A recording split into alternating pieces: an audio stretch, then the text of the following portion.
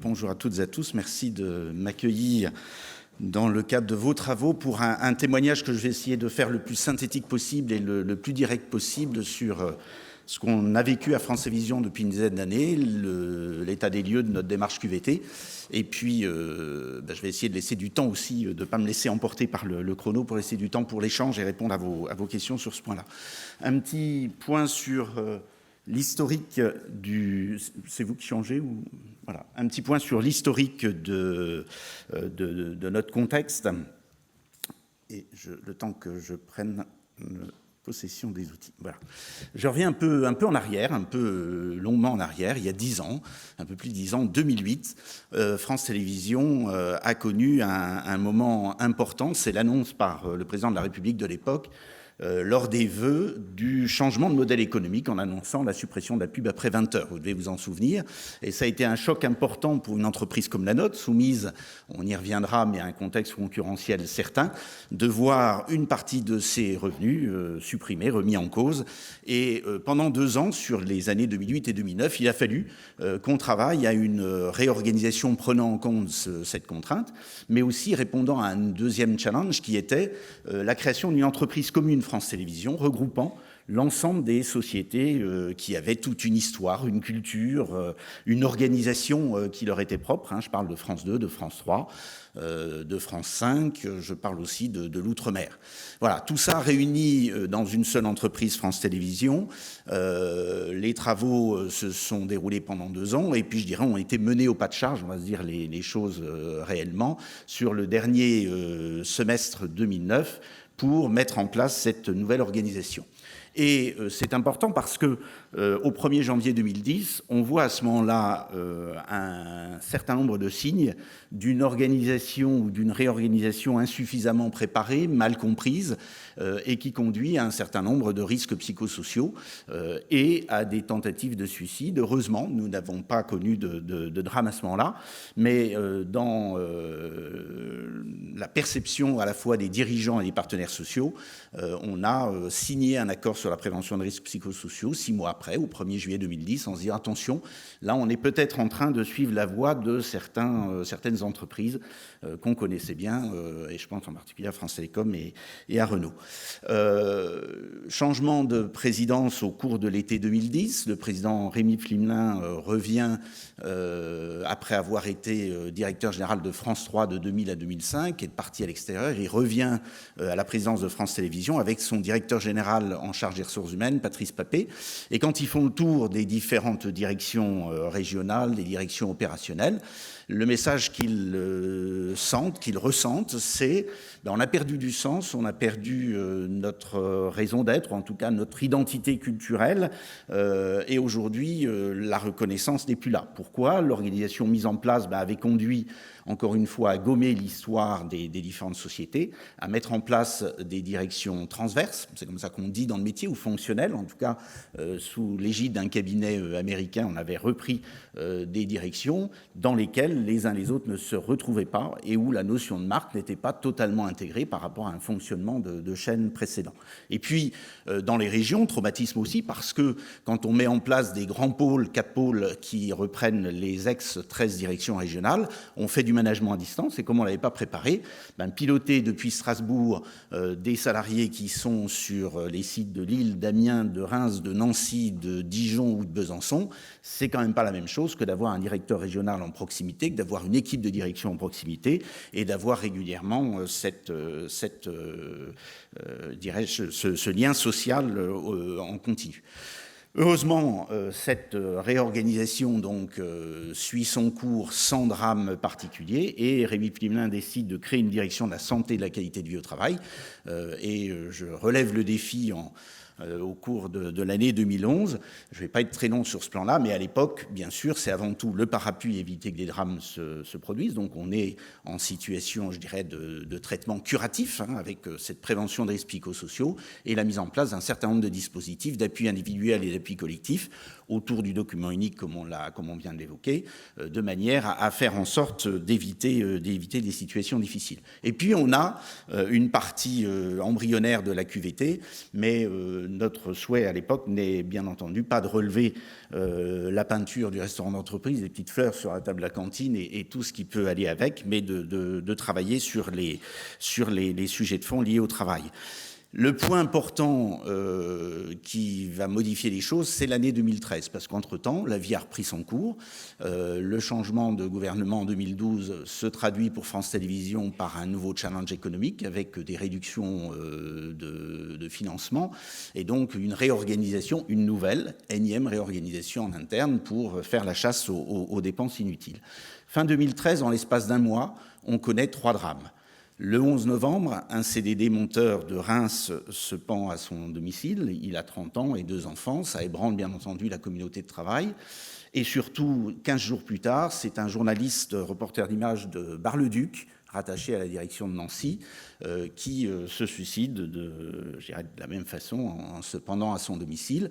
Et là, ça interpelle de manière beaucoup plus forte encore toute la communauté de travail, parce que c'est quelqu'un qui est en fin de carrière, 57 ans, qui a non seulement un travail de journaliste de terrain, mais qui en même temps a fait ce qui, dans le métier, donne beaucoup de sens et de reconnaissance, des documentaires, des magazines.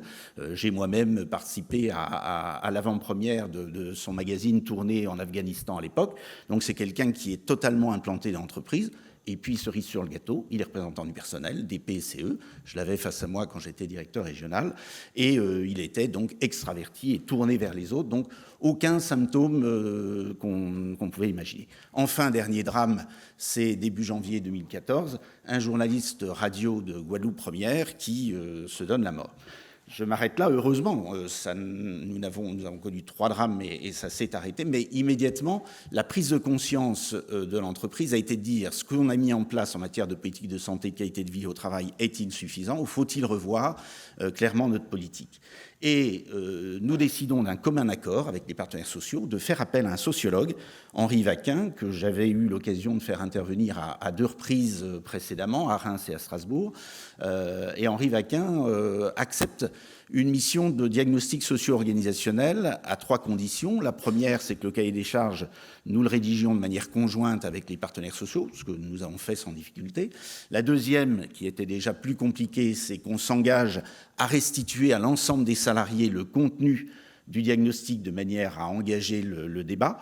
Ça, on l'avait fait au niveau d'une direction régionale et également au niveau d'une direction de pôle, c'était jouable. Sur l'ensemble de France Télévisions, 10 000 salariés, 101 implantations, dont 9 stations ultramarines, c'était déjà un peu plus compliqué.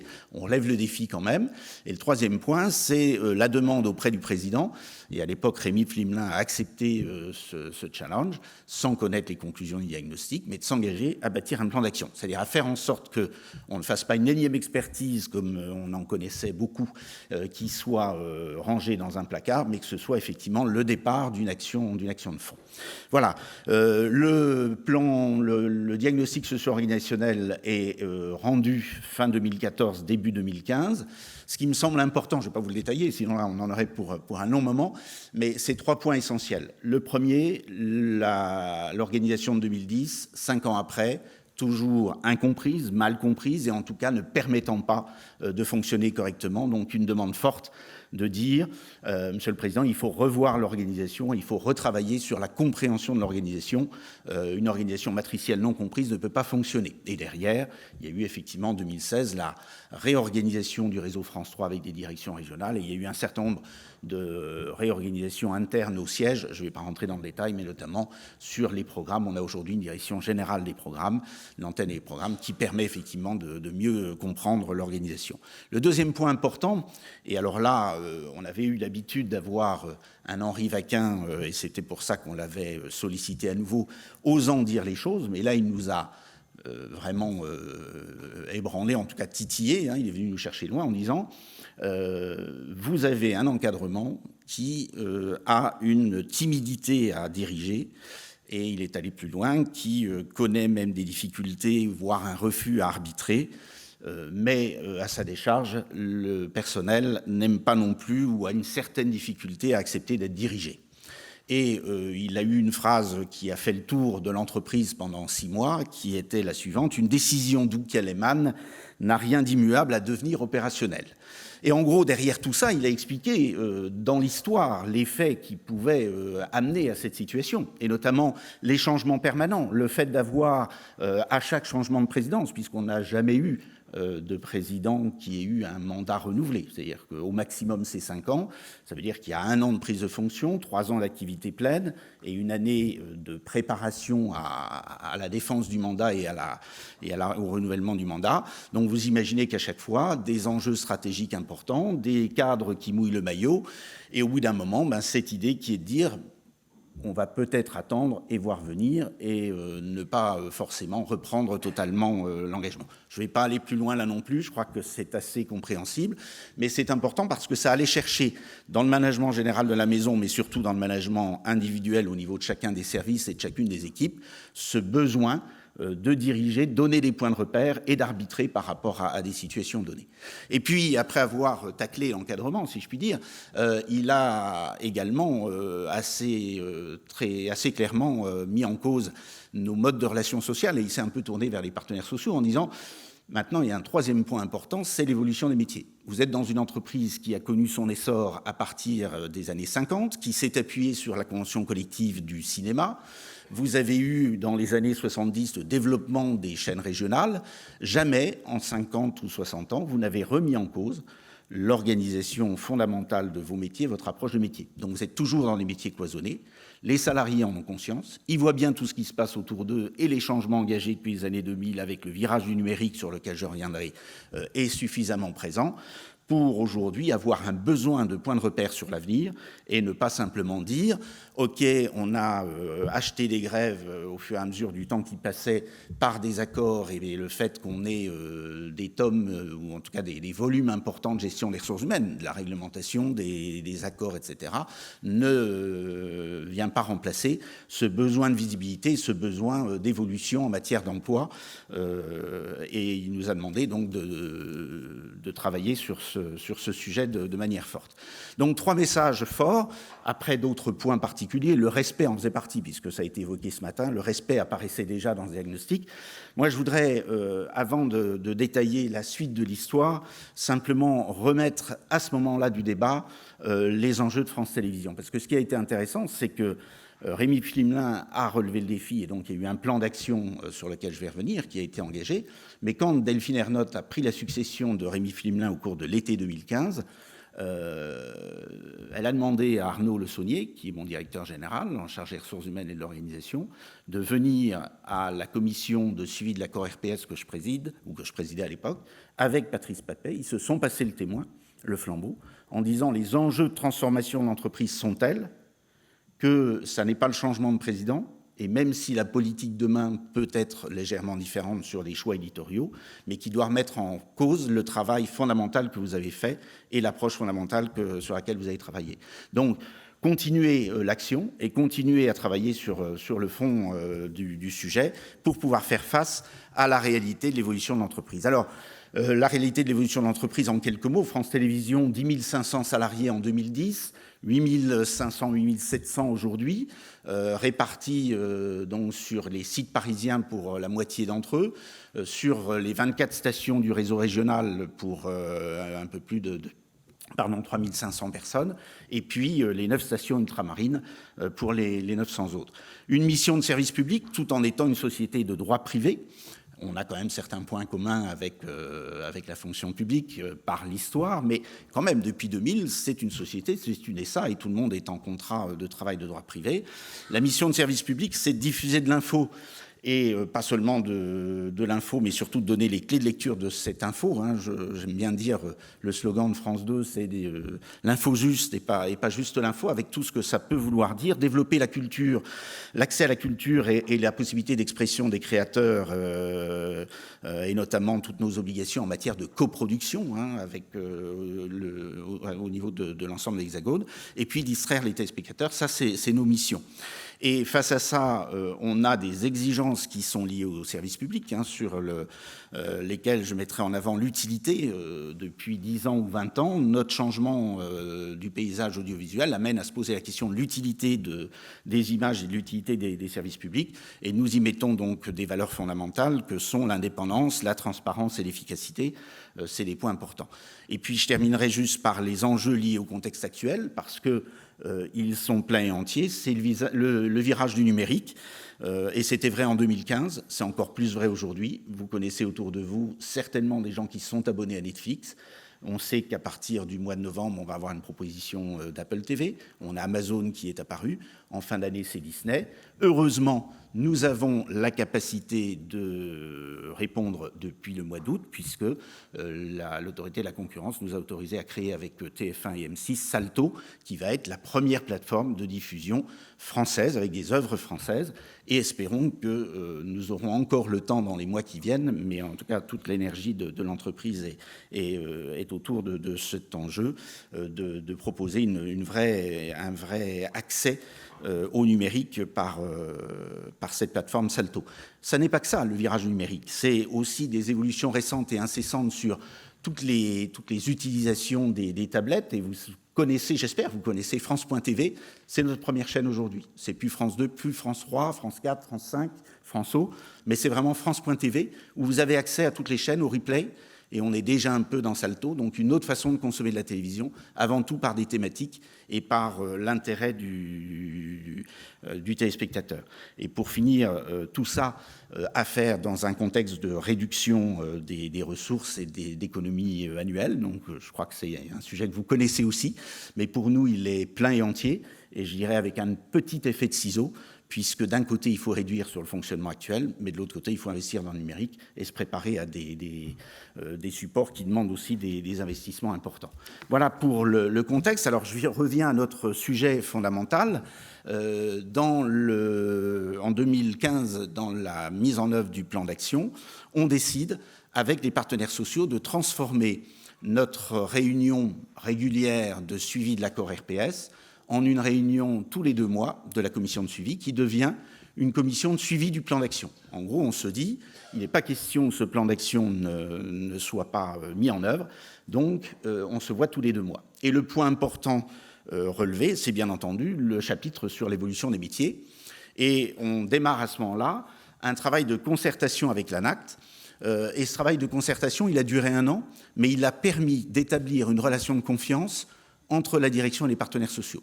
Et ça s'est fait par un travail de pas à pas, où chacun a compris qu'il y avait un intérêt à prendre un risque, à confier effectivement aux opérationnels de terrain, c'est-à-dire aux professionnels, la question de l'évolution des métiers, la question des activités, la question de l'organisation du travail.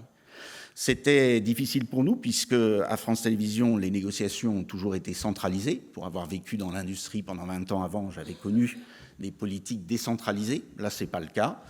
Donc, lâcher la main et se dire, par l'expérimentation, ils vont pouvoir enfin mettre en place des métiers au hasard, JRI monteur,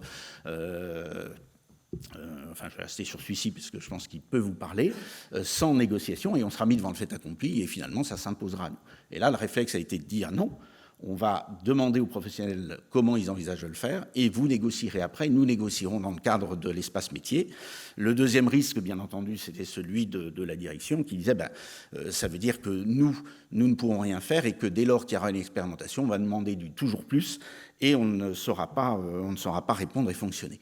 Les premières expérimentations sont lancées. C'est un succès certain, en tout cas sur Bordeaux et Grenoble. Je ne citerai que celle-là.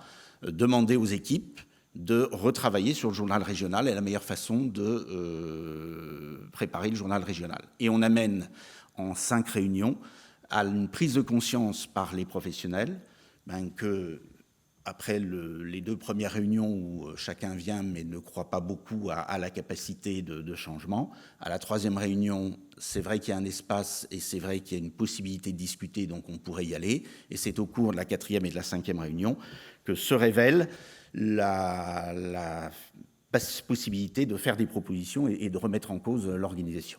Et ça, c'est du vécu, avec un élément, moi, qui m'a beaucoup frappé, qui a été, finalement, on travaillait ensemble depuis 20 ans, mais on ne savait pas forcément ce que faisait l'autre. Et le manque de passerelles avec les uns et les autres, et donc notre cloisonnement lié au métier, lié dans nos modes d'organisation, grâce à cet espace, on a pu les remettre en cause et ils nous permettent de progresser. On a fait 3 autres expérimentations derrière, l'une sur les documentalistes dans le Grand Est, sur Nancy, Reims et Strasbourg, une autre sur le France 3 toute région, devenu France Télévisions toute région à Lyon, et puis une dernière au moment du lancement de la chaîne France Info, qui a été un challenge puisqu'on a créé cette chaîne d'information en continu en septembre 2017 et qu'un des enjeux, c'était là aussi d'inventer de nouveaux métiers liés au numérique et liés à cette chaîne Toute Info. Et donc, on a lancé l'expérimentation, là, en avance de phase sur le projet.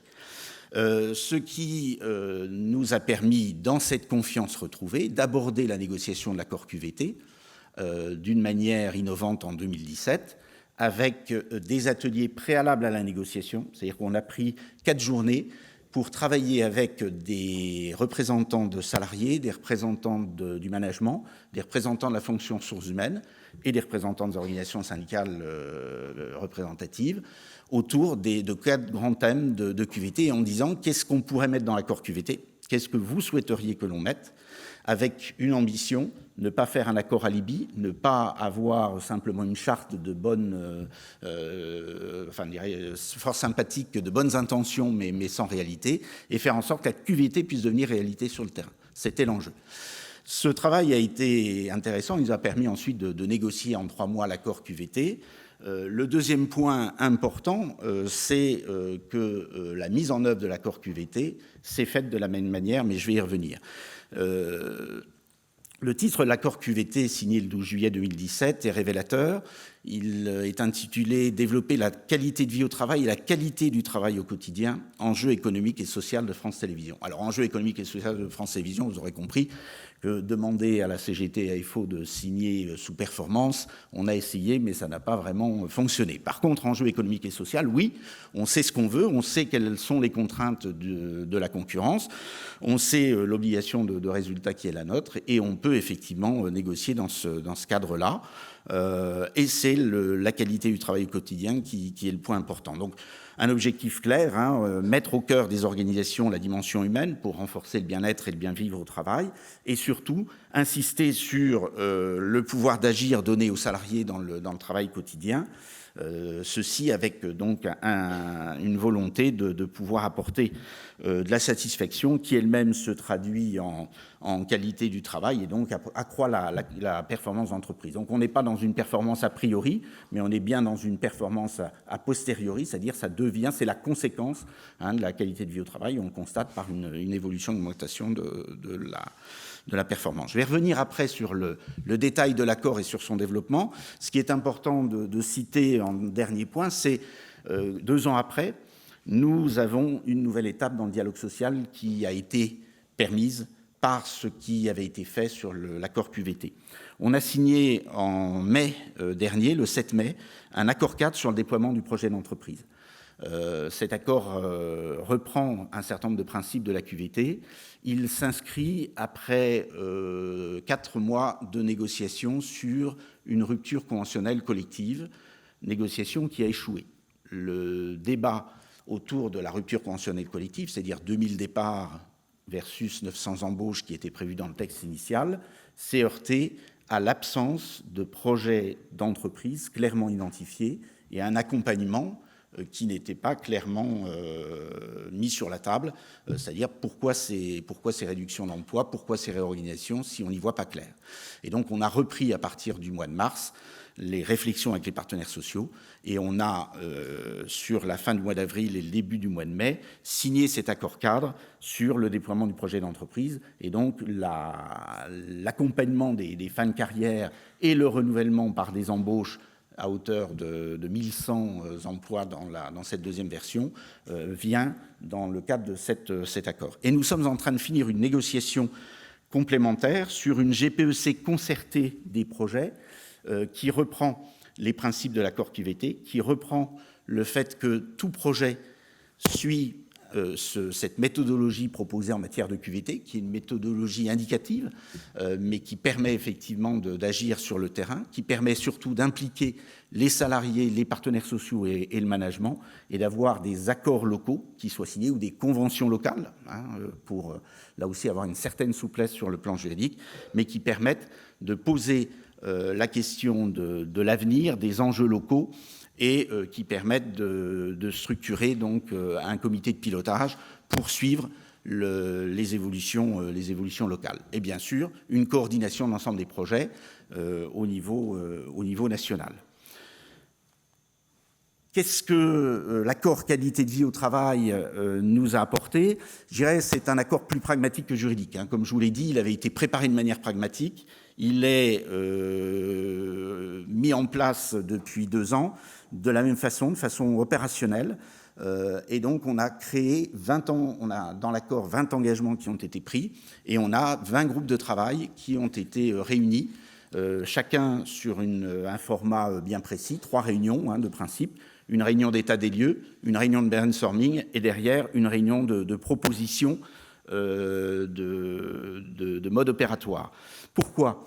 Parce que c'est un accord de césure, cet accord QVT. C'est-à-dire que c'est le premier accord cadre de France Télévisions. Ce n'est pas un accord prescriptif, c'est un accord qui donne la politique, mais qui donne comme principe de laisser de l'autonomie et des marges de manœuvre au niveau décentralisé. Et la vraie volonté et la vraie innovation de l'accord est là, c'est de dire les réalités ne sont pas les mêmes quand on est dans une direction parisienne, quand on est dans une station ultramarine de 200 personnes, quand on est dans une direction régionale de 150 personnes, et quand on est dans une locale où il y a une quinzaine de personnes. Je prendrai l'exemple de Metz, par exemple, c'est une locale où il y a 15 personnes. Et puis, dans la direction régionale, vous avez des bureaux excentrés où vous pouvez avoir 2 journalistes, un journaliste reporter d'image et rédacteur. Donc, on voit bien que toutes les situations de travail sont différentes, et la volonté, c'est faire en sorte que l'accord soit vraiment adapté aux réalités des différents métiers de France Télévisions et aux réalités du terrain.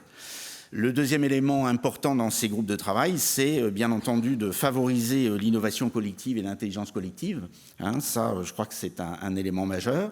On a mis en place un pilotage très précis pour assurer la cohérence, c'est-à-dire que chaque groupe de travail a présenté ses conclusions devant un comité de pilotage réunissant les DRH et mon directeur général. On les avait vus au sein de ma direction auparavant pour valider les travaux. Et ensuite, les travaux ont été présentés à la commission de suivi de l'accord, de manière à ce qu'ils soient validés aussi par les organisations signataires. Enfin, dernier point important dans la mise en place de cet accord, c'est qu'on a formé des conseillers en développement de la qualité de vie au travail. Donc une première session a eu lieu en 2018, la deuxième est en cours. Ce sont des DRH, ce sont des représentants des organisations syndicales signataires, et ça peut être, malheureusement ça ne l'est pas encore, des managers. Là on a encore un peu de mal à mettre en œuvre l'accord sur le terrain et à proposer ou à avoir 10 jours de présence de managers sur ces sujets. Mais on l'a bâti avec l'université Cergy-Pontoise et avec Place de la Médiation, de manière à avoir une formation certifiante. L'intérêt, c'est bien entendu d'apprendre à partager des idées et d'avoir un socle de connaissances communes, mais aussi de comprendre l'intérêt de donner la parole aux professionnels, tout en travaillant sur les connaissances de fond. Voilà le point important sur l'accord. Peut-être une vidéo, un petit clin d'œil pour vous dire 1 an après, au mois de janvier, quand on a réuni l'ensemble des acteurs à France Télévisions, l'animateur de la journée qui est journaliste, qui nous donnait son point de vue sur l'accord QVT.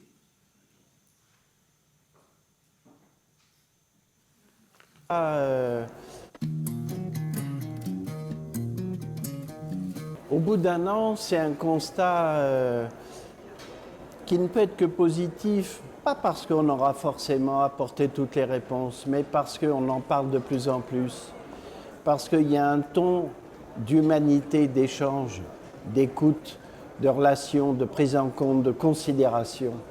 C'est quand même ça qui se passe actuellement dans toute la société française. Il y a des gens qui veulent s'entendre, même dans les divergences les plus totales. La question du travail, elle est centrale.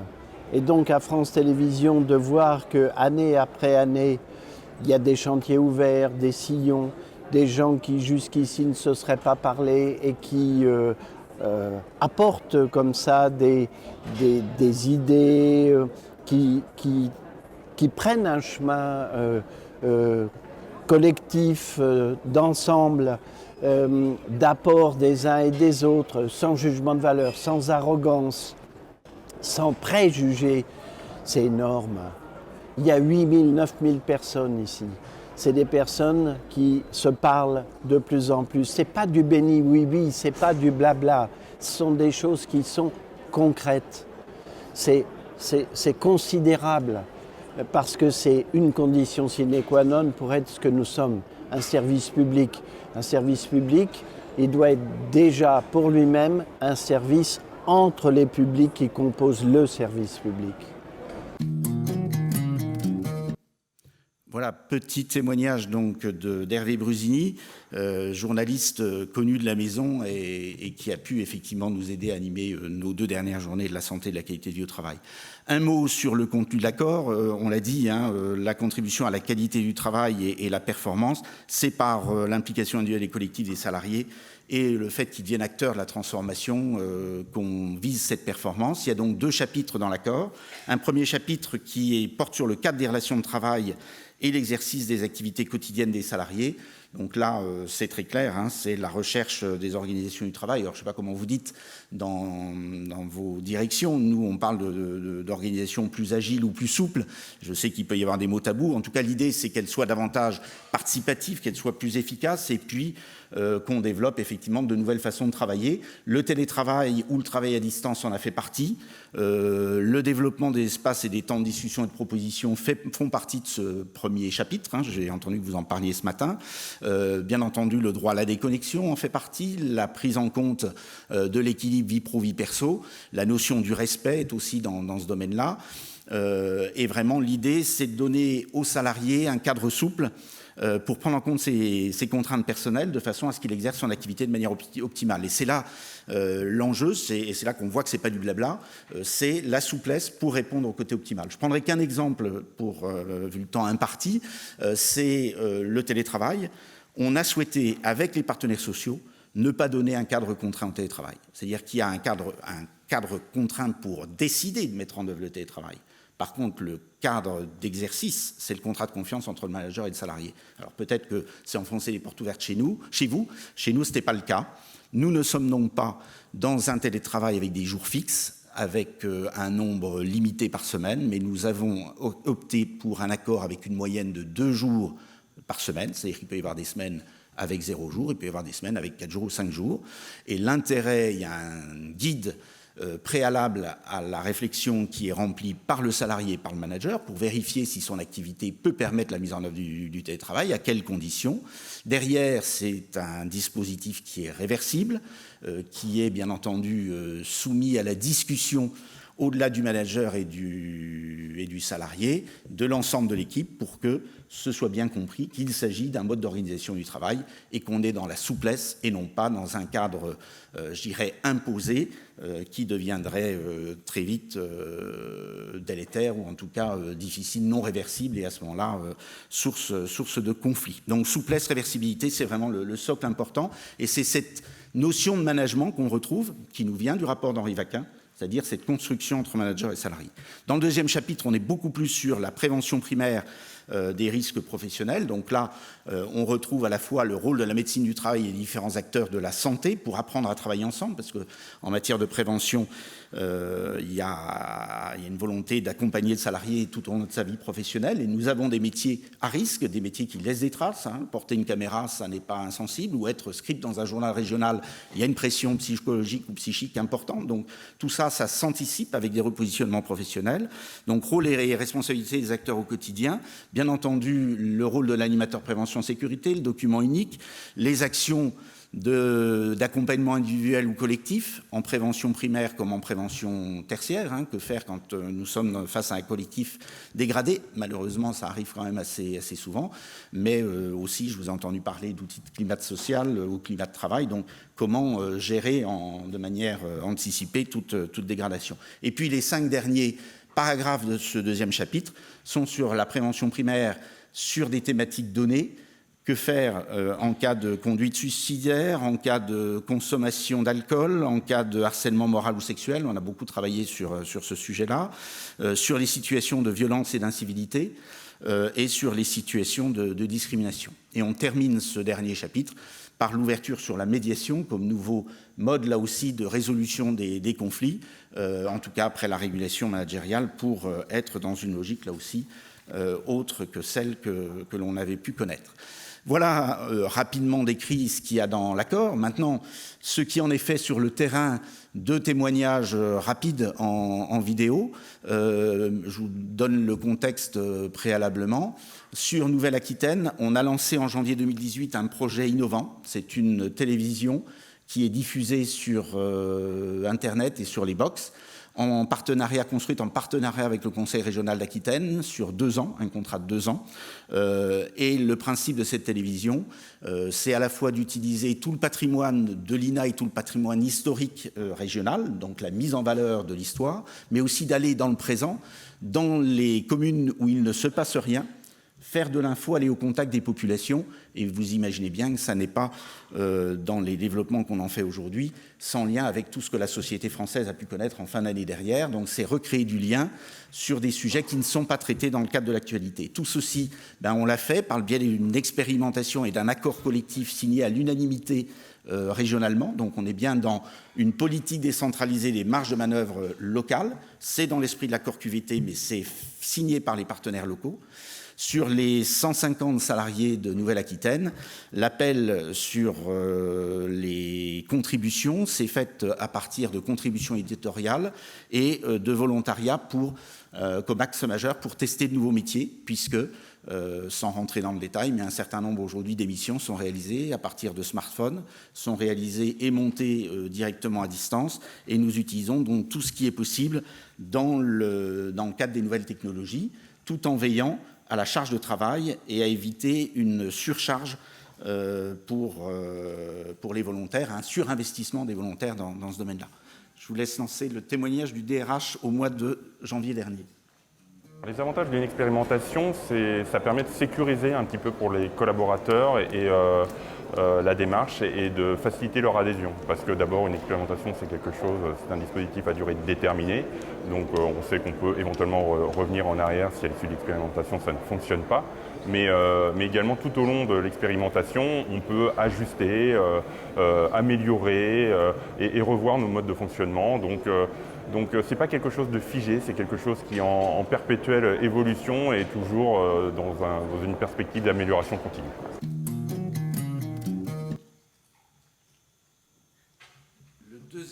La deuxième expérimentation intéressante à vous proposer, c'est celle de Réunion Première. Alors Réunion Première est dans un contexte un petit peu différent. La décision qui a été prise n'est pas le développement d'un projet, mais là est la réponse à une situation difficile, puisque Réunion Première est une entreprise avec une concurrence locale qui a marqué des points ces dernières années. Et donc là, c'est une mobilisation autour de l'enjeu de l'avenir, de la reconnaissance du service public et donc la réflexion sur comment faire face effectivement à cette concurrence. Et il y a eu 3 expérimentations, l'une lancée avec l'ANACT sur la création d'une émission transmédia sur le sport, donc qui soit à la fois radio, TV et Internet, et puis 2 expérimentations lancées localement à partir de l'accord qu'ils ont signé sur la base d'accords QVT et qui donnent du résultat, 2 émissions existantes. La volonté, c'est répondre à l'enjeu, produire plus avec des moyens plus légers dans le même cadre budgétaire. Eh bien, là, on a un point qui est fait au mois de janvier dernier. J'ai réuni la CSSCT du CSE central la semaine dernière et la commission de suivi d'accords QVT dans la foulée. Le résultat aujourd'hui sur une des émissions, c'est 30% de productivité en plus et en veillant à ce que ce soit pérenne dans la durée, c'est-à-dire qu'avec la direction comme avec les partenaires sociaux, on a veillé à ce que ce ne soit pas un coup d'éclat pendant l'expérimentation, mais que ce soit bien quelque chose qui puisse s'inscrire dans la durée. Alors la méthode, c'est déjà le fait de se dire qu'on allait se mettre dans une méthode qui permet de construire ensemble, de co-construire, à partir du moment où on était d'accord sur le constat d'une part de l'état de la station et de là où on voulait aller, c'est de co-construire. Dès lors qu'on a énoncé ça, cette méthode, en fait, c'est l'état d'esprit qui a changé. C'est-à-dire que tout le monde y participait, les salariés étaient tout à fait d'accord, leurs représentants, et nous sommes mis, même en attendant d'avoir la méthode, sous un état, je dirais, d'échange, qui a généré de la confiance, et ça nous a permis de pouvoir commencer des transformations en mettant tout sur la table et en débattant de tout.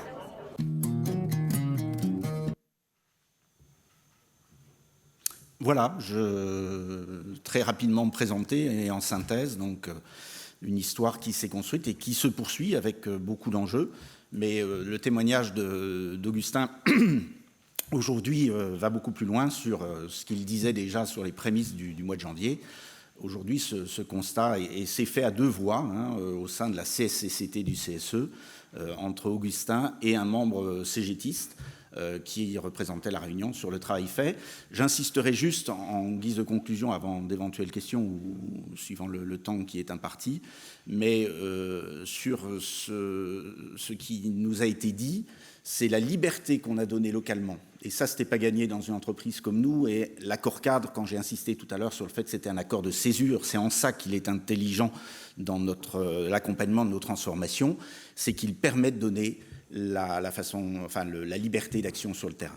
Et à La Réunion, c'est ce qu'ils ont fait, oser mettre sur la table les différentes dimensions économiques, éditoriales, techniques et ressources humaines, parce que je ne vous fais pas de dessin, quand on vit sur une île, il y a des clans et il y a des connaissances internes. Tout a été mis avec la volonté de rebattre les cartes et de retravailler. Et les 30% d'émissions en plus, c'est un constat concret et opérationnel.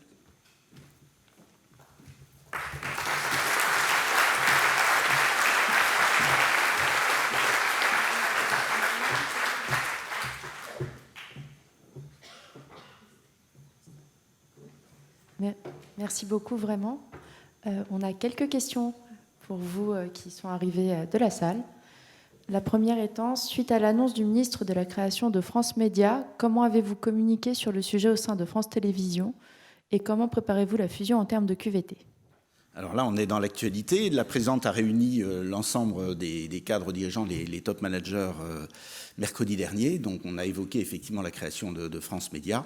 Et chacun des managers a été invité à faire de même et à relayer l'information en insistant sur deux points. Je le dis parce que c'est vraiment l'accord QVT qui permet aujourd'hui d'avoir ça dans les discours. Madame Ernotte l'avait forcément aussi dans sa stratégie personnelle, mais c'est bien relayé. C'est tous les managers, y compris au plus près des équipes, et on ne s'arrête pas à un niveau intermédiaire de codires régionaux. Je dis ça par vécu. Et deuxième élément, dans cette période où la fatigue des salariés est certaine, ça je ne l'ai pas dit et je ne suis pas rentré dans le détail, mais c'est vrai qu'on est quand même en réorganisation permanente. Il y a eu beaucoup de travaux de fait et de réorganisation de fait. Il y a une fatigue qui se fait sentir.